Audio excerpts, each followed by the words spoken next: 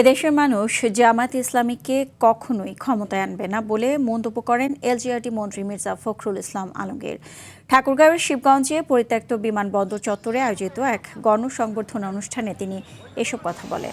এ সময় তিনি আরও বলেন, জামায়াতে ইসলামী 1971 সালে মহান স্বাধীনতার বিরোধিতা করে মুক্তিযোদ্ধাদের হত্যা করেছিল, তাই এদেশের মানুষ কোনোদিন তাদের ক্ষমতায় বসাবে না। বিমানবন্দর চালুর বিষয়ে মন্ত্রী বলেন, সব ঠিক থাকলে আগামী 2 বছরের মধ্যে এই বিমানবন্দরে পুনরায় উড়োজাহাজ উঠবে।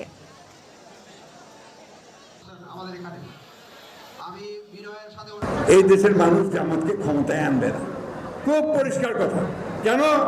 এই জামাত ইসলাম 1971 সালে আমার স্বাধীনতার বিরোধিতা করেছিল, আমাদের যারা যোদ্ধা ছিল, মুক্তিযোদ্ধা ছিল, তাদেরকে হত্যা করেছিল, আমাদের মা বোনদের সংগ্রাম বিনষ্ট করেছিল।